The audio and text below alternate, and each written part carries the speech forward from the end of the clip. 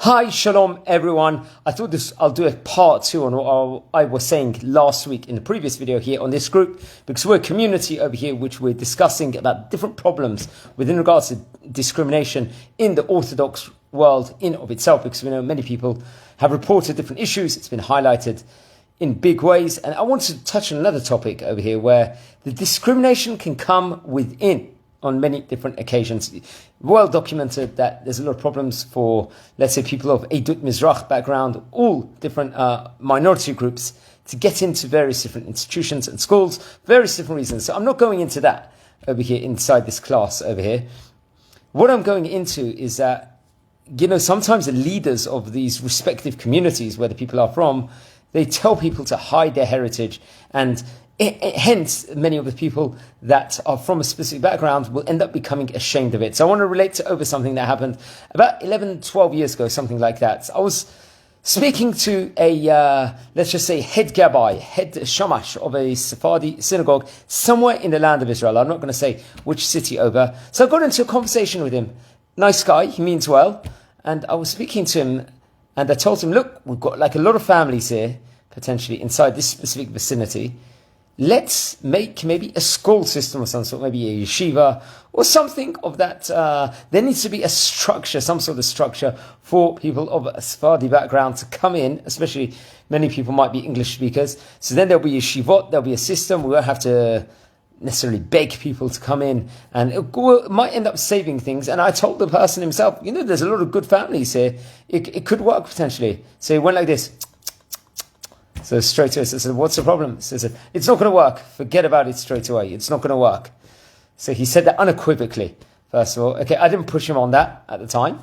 I personally totally disagree. I think it probably would have, by now, if 12 years ago, this would have been started up, this, let's say this so-called initiative, we could see 20, 30 blossoming schools all over this specific, even city, and it might have caught on all over Israel. But that being said, and now we're 12 years later, he definitely didn't do it. That's one thing for sure, and there's still a lot of problems.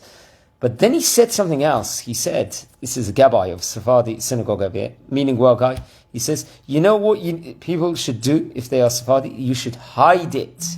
You should hide your heritage. He actually said those words over here. It's a person that should be galvanizing people, make people feel, the congregants happy about their heritage, how much you've got going for them, about their history. But he says you should hide it. You shouldn't be proud about it. Those were the key words he said. And I was guilty because I didn't push him back on that at the time. This is a leader of a community where they get like perks, they get membership fees, they're responsible for so many different people. When the actual, let's say the Gabbai himself actually states over here that you should hide it, your heritage over here, where many of our families came from more than 1,000 years in these places. Many of us, let's say, have moved, especially to different communities in the land of Israel, and given up so much. We're coming there, then we hide it. Over here, the guy meant well, the person meant well. He does fantastic work. It's in Israel's a very big area, so I'm not going to say where it was. But, to hide it at the end of the day, they should be galvanized. They should be putting people up. I guarantee you now, if you would have 12 years ago listened to what I was saying at the time, maybe to create something, there'll be 10, 20, 30 schools. It would have been a game changer in Israel at the time. But instead he said, hide it. You should be ashamed about it. There's nothing to be happy about it. If he's saying that to me, who's encouraging about something, imagine many of the other people who is coming to me for advice, about schooling advice, or the various different issues. Imagine what he's saying to the other people. If he's saying you should be ashamed about it and you should hide your heritage, that means he's telling many of the other congregants over here also, and that causes a devastating effect, and that actually ends up causing the discrimination in the societies. When you've got actually people of prominent positions and they're telling people to be ashamed of their heritage for various different reasons, then that is a big problem. It's a massive issue. I personally think I've seen it firsthand inside the ultra-Orthodox world, and where many people will not, say, to hide your heritage just so that you can fit into a school system or fit into a society over here. Because at the end of the day, Hashem loves all of us. At the end of the day, we come with so much different qualities. But when we all try and go in one stream at the end, when many of us are not even from those different areas. As I said before, everyone provides, every different community and society has so many different strengths. And that's the beauty about the Jewish nation. We all come from great places.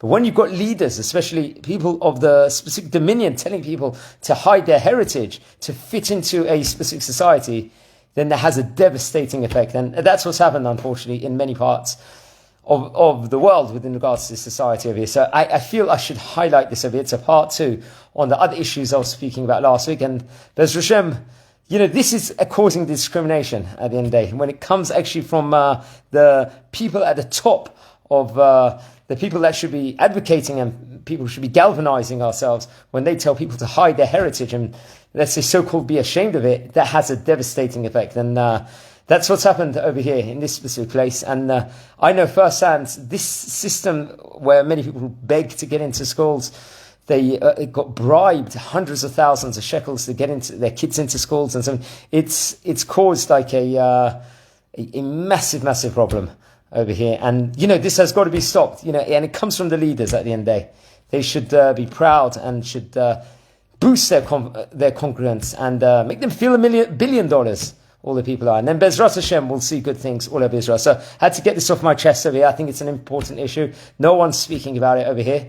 And this is the place to do it. So wishing you all a Shavua Tov.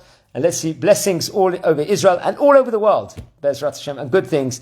And may we all appreciate each other and celebrate each other's heritage and be proud of our Jewish heritage, wherever we come from and whatever backgrounds we're from.